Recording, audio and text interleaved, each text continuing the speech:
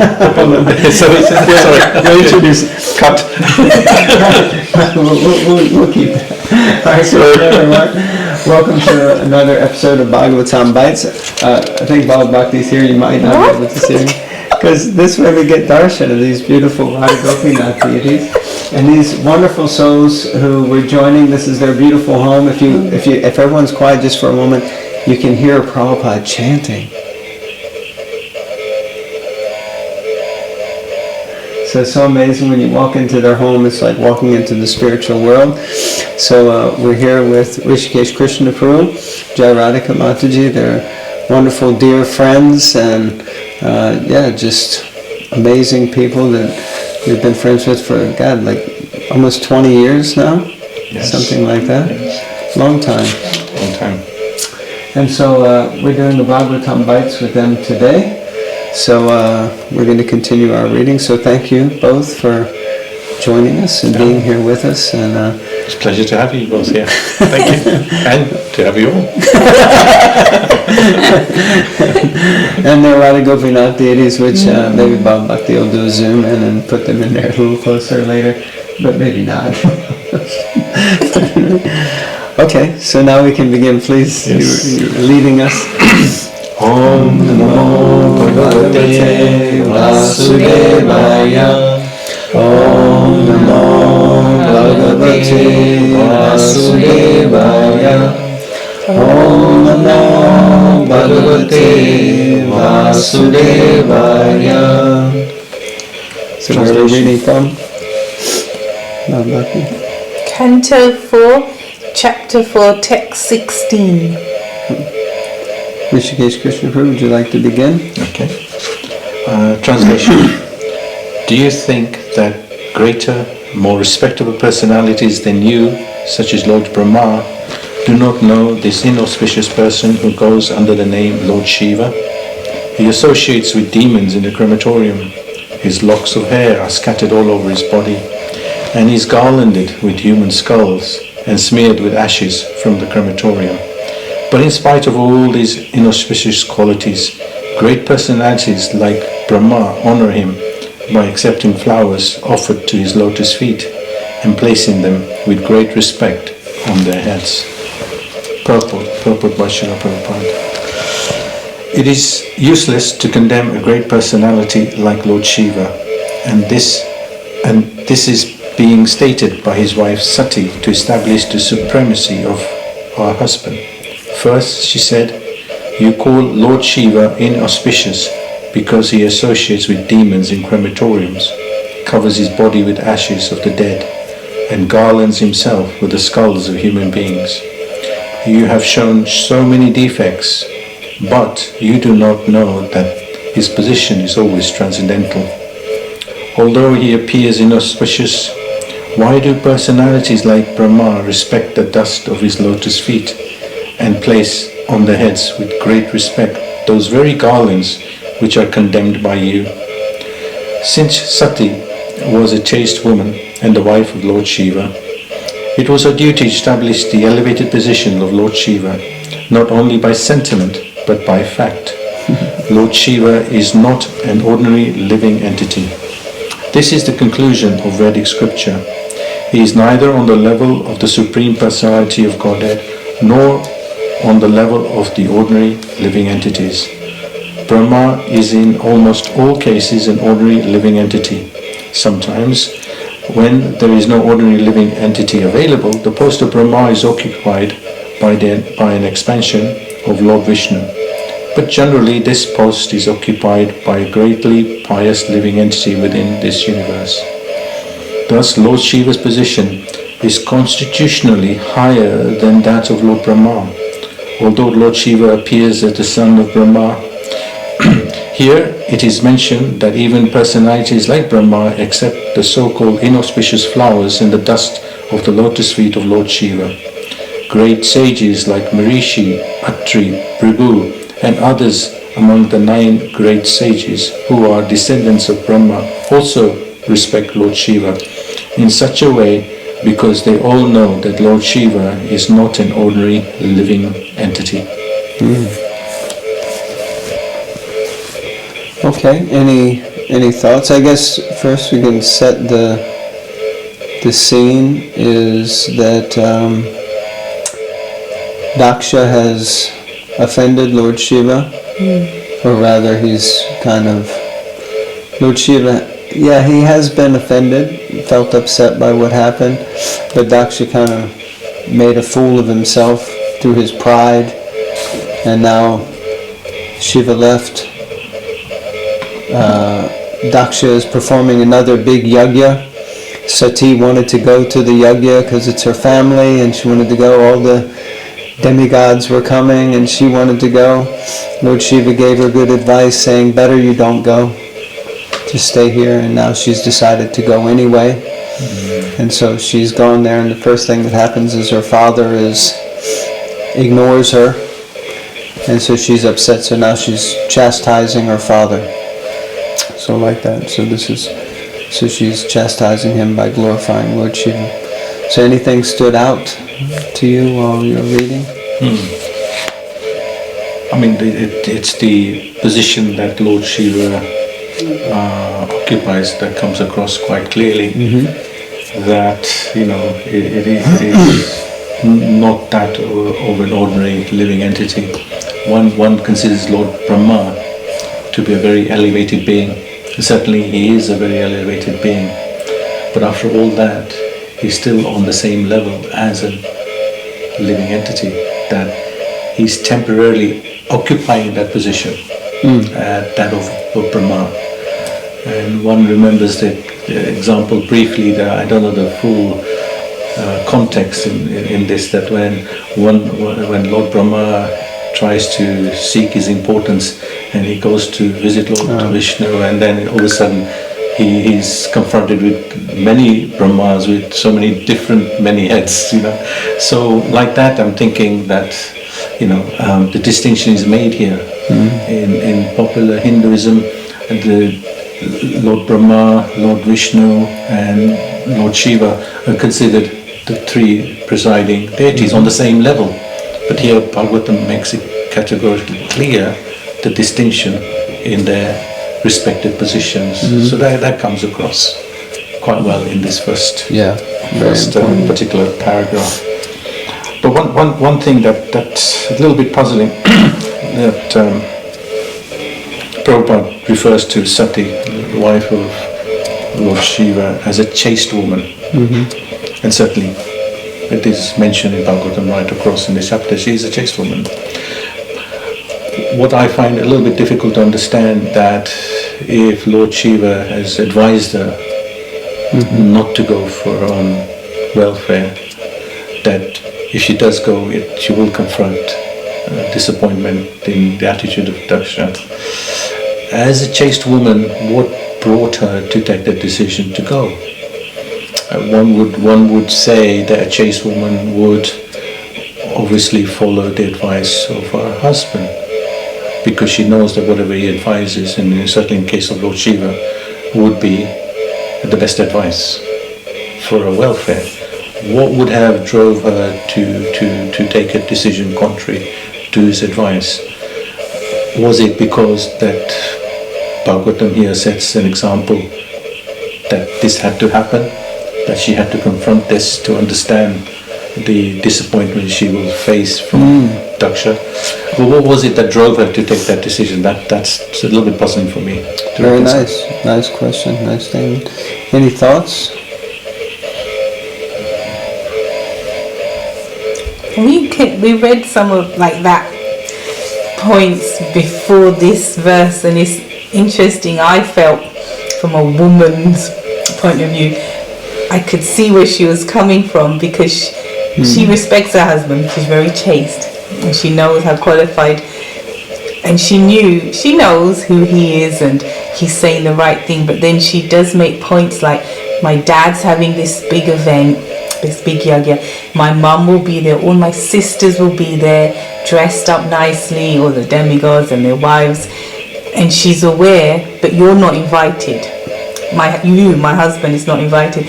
And it's interesting, it's psychological. It's like she deliberately goes to cause trouble, because she knows you're not invited to this event. So even though her husband's saying don't go, you're gonna get hurt. You're not invited. I'm not welcome. You're not welcome. It's because of that she goes. If that makes sense. It's because of that she's subtly not even subtly, because the way what she does in the end is quite a big message, but she knows. I don't know if that makes sense. It's like her loyalty because she's so chaste, it's her loyalty to her husband because of her chastity that she goes, because her husband has been dishonored. And because she's such a chaste wife, it doesn't sit well, if that makes sense. And yes. Regardless if it's like your husband's boss at work, someone's upsetting him, I don't like him, then even though I've got no interaction with him, I don't like him, or anything to do with him, his wife, his kids, and in this case it's her dad, but it's that chasteness of her that drives her to go, if that makes sense. And when I was reading it, I could get that, I could understand that it's not for her own thing, even though she says my sisters and my mum, everyone's there. It's not I want to go to the party, it's you have been slighted, so I have to go to the party, to make that point. And she knows it's not going to end well. And even when she's there, that's why these verses, because when she goes there, her mum and her sisters, they explain, greet her, but no one else greets her out of fear of daksha. And her dad ignores her as well. And in these verses, she's telling of her dad glorifying her husband. So it's all because she is chaste, actually. Otherwise, such a chaste wife is also a good daughter. Wouldn't ordinarily get in the face of her dad. It's not right, especially in front of so many people. So it really does glorify her, even though it looks a bit a chaste wife is going to defend her husband. And it's going to upset you if someone upsets him. It's like, don't go there, don't upset the wife like that. And she would mostly tolerate more. I can also relate to someone hurting yourself.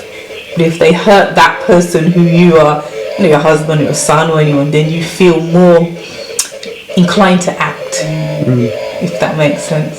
So it's actually glorifies her chastity. Well, actually, I think for me the word chaste is important to know is the definition of chaste, because you're saying it Bhagavatam says she's a chaste wife, but then why would she act against the instruction or guidance or good advice of her husband? So chaste doesn't necessarily mean a slave or an absolute sold out servant. The word chaste, according to the dictionary, has like 3 different meanings. One is abstaining from extramarital or from all sexual intercourse. So chaste usually refers to keeping oneself pure and away from other is committed to one man or something like that, or one woman. Not having any sexual nature or intention.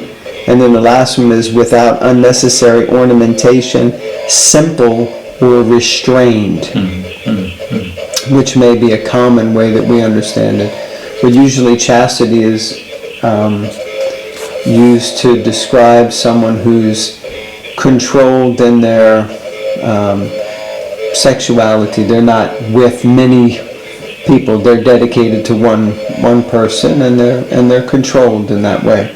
Or here, like without one that's simple and restrained. So she's committed to him, but it doesn't mean that she isn't a living entity unto herself with her own mind and with her own feelings and things like that. And he gave her advice, but even what the whole Bhagavad Gita, 700 verses, more or less 600 and I think it's 80 some of them, Krishna speaks to Arjuna, and then at the end he says, so now I've spoken all this knowledge to you, deliberate fully and do what you will, make your decision. So I don't think necessarily chaste means that she has to do exactly what he says. It just means she is certainly dedicated to him and her life is given to him, but she's still an independent soul and able to make a decision. Of course, what Bhava Bhakti was saying kind of highlights the, that she's also a lady.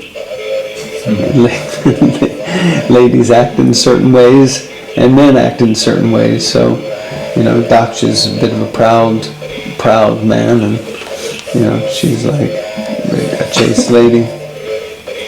Did you want to read the next paragraph? I was thinking that about what she says about Lord Shiva. Oh, okay. That although externally he looks like he's wearing this and he's got ashes on his head. So similarly, we should, when we meet people, we should not judge them from their external experiences, what level they are internally, how do we know, isn't it? It's very important not to judge anybody from external appearances. Yeah, what is it? Don't judge a book by its cover. Yeah, actually, on that, there's also another point made that Lord Shiva is actually considered higher, even though he's the son of Brahma, even though he's born from Brahma. He's still considered higher because he has his own tattva.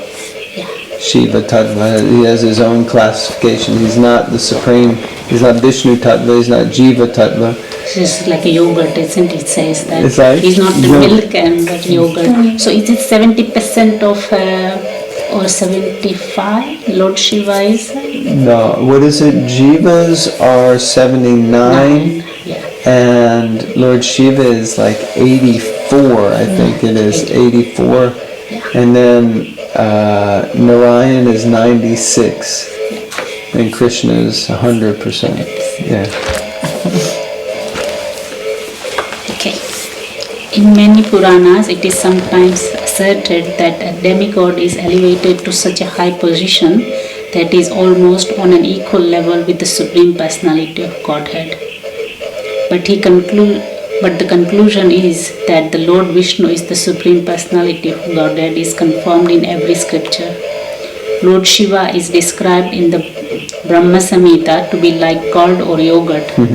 Curd is not different from milk, since milk is transformed into curd.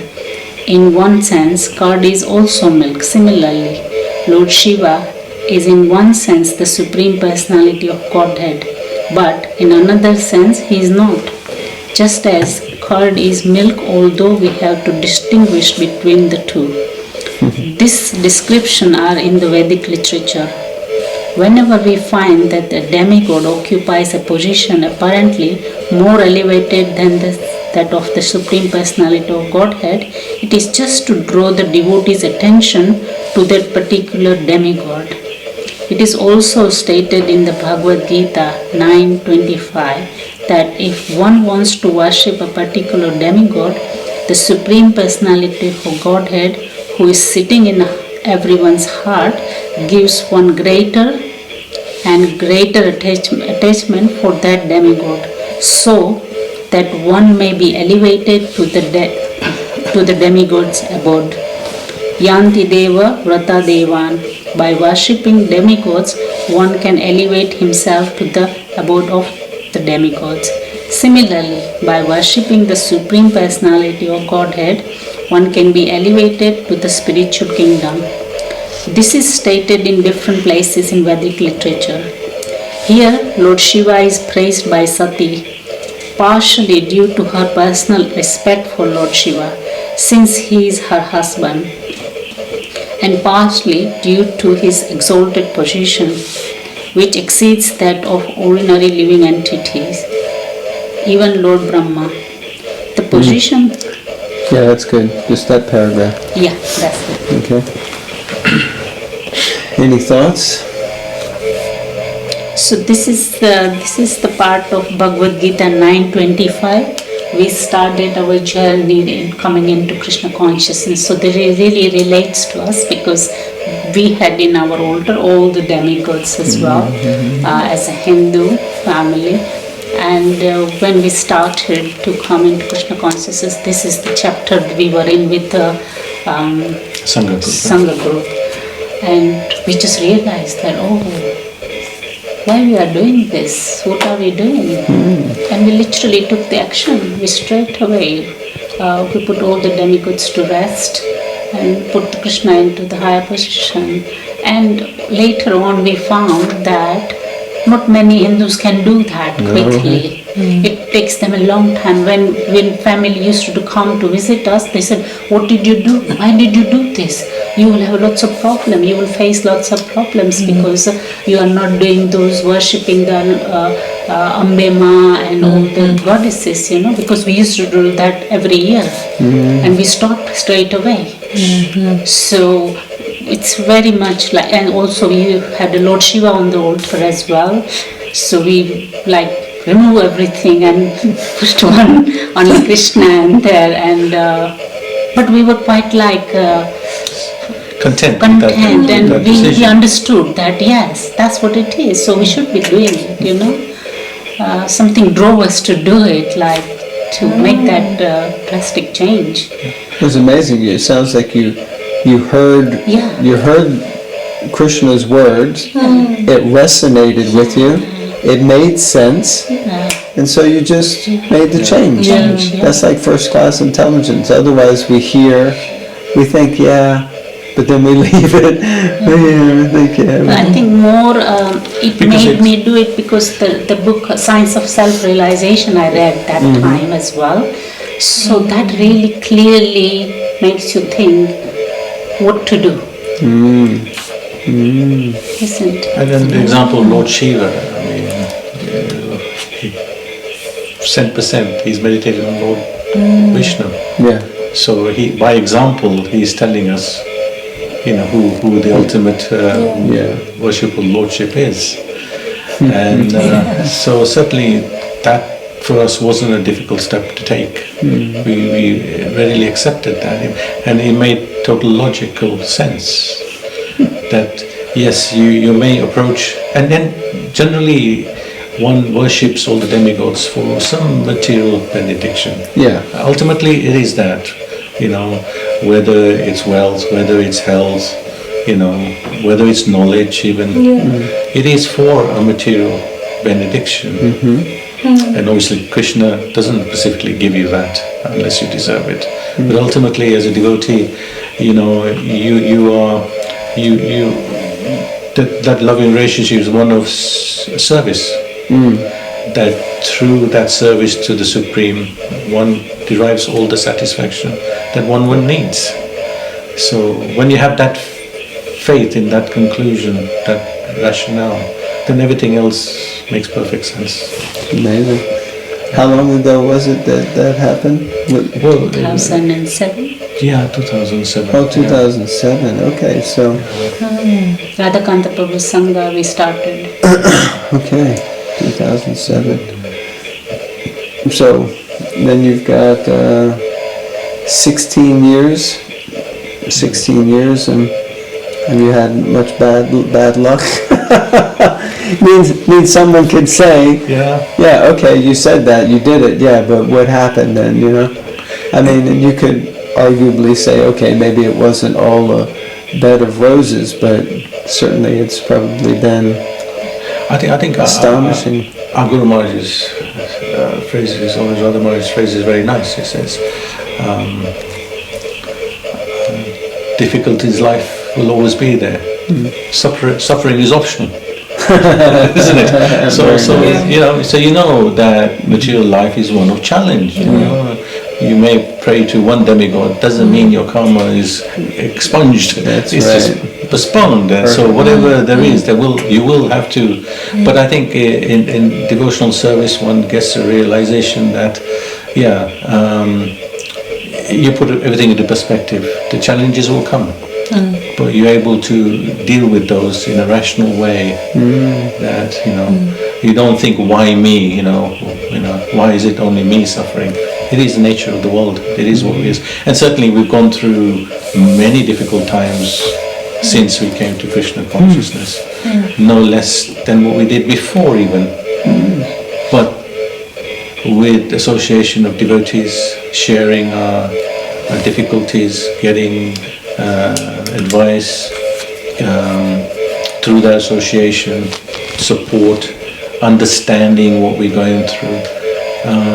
We felt the burden so much less. Powerful.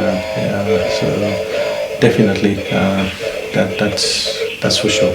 So the difficulties will still be there, but the way we deal with them and the coping mechanism is at least you have something to base your hope and understanding on.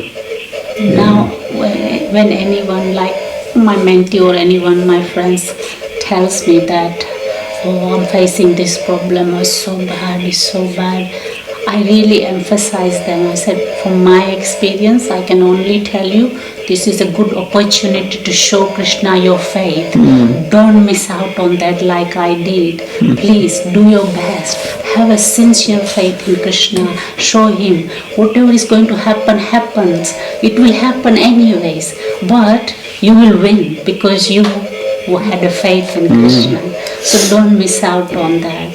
And it's such a good satisfaction because you don't lose the faith in Krishna. And it's like Arjun was only an instrument, he said, Krishna, that they all dead anyways. Yes, that's right. So whatever is going to happen is happening. It's going to happen anyway. But you don't lose the faith in Krishna, then you won the battle. Wow, that's powerful.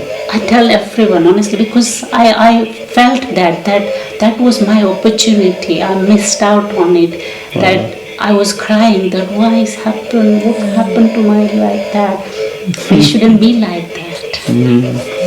So it's a good time, good opportunity to serve Krishna, show your sincerity. Yeah, tough times are a good opportunity to strengthen our faith. And very nice. Because constantly we hear about association and quite rightly so. That association can never, having the right association obviously, it cannot ever be underestimated. This spiritual journey, you make much faster progress with good association than without association. Yes. Absolutely. I mean, on your altar is the picture of Gaur Nitai. That was the picture from the devotee that came, right? Yes. Dutch devotee. Yes. I've forgotten his name now. Bhagavad Prabhupada, yes. No. Something else. Yeah. He was surprised even because when he came first time to our home, we didn't know anything about it. And he said to him, just choose one picture from the album. He chose that Gaur Nitai and put it in a frame on an altar. And Gaur Nitai started to change everything in our life. Yes. And 2 years later, he came back again, knocked on our door. We were renovating our home. So we couldn't offer anything to him. We didn't have a kitchen. So he was just standing, we gave him some water. He says, so how are you doing? Everything is okay? So he said, yeah, we're chanting 16 rounds. We're going to... He said, you chanting 16 rounds? He didn't get over it. 2 years later. So I said, it's because you left Gaur Nitai with us.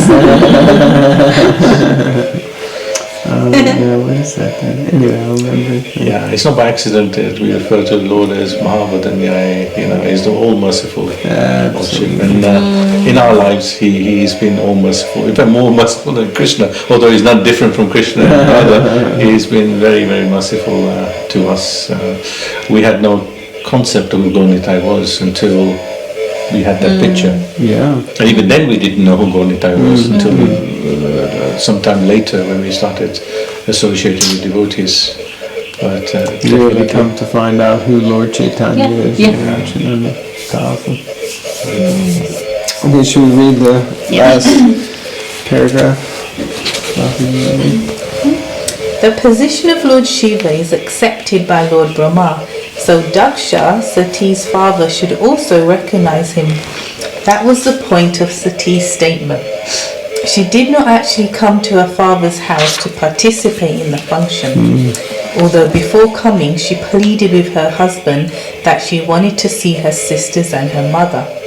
That was the plea only, for actually at heart she maintained the idea that she would convince her father Daksha that it was useless to continue being envious of Lord Shiva. That was her main purpose. When she was unable to convince her father, she gave up the body he had given her, as will be seen in the following verses. Confirmed by what you Yeah, said. exactly. Perfect. Huh? The motive is there now, isn't it? Definitely. Yeah, well that's, I don't know, it's just, maybe it's concerning, but I could relate to it, but I could relate to that, yeah, you can tolerate so much for yourself, but when it's someone You love, close and respect, yeah. it's interesting how there's a line that gets crossed, which wouldn't, the tolerance levels may be quite high for yourself, and when it's someone, husband, father, child, whatever, it's the bar gets lowered. You're like, no, you can't do that. You can't tolerate it. So for her, And to perform sati to that extent, I mean, that was... that's making a point. Very fantastic. That's her chastity. Yeah. And I think before also there was part of it where weren't we reading about when anger can be used, Yes. that anger, because it's mentioned that Sati was angry. I mean, she was speaking quite harshly to her father. She was angry. And Prabhupada makes the point, and the point is made even, I think, by Shukadeva Goswami, that anger can be used when someone blasphemes the Lord or the Lord's devotees. And Lord Shiva is Vaishnavanam Yatashambhu, so he is the greatest of the devotees of the Lord. So the fact that Daksha blasphemed him meant that Sati was within her rights to lay into him and chastise him and engage her anger in that way. So she had a point to prove. and hell hath no fury. Like that.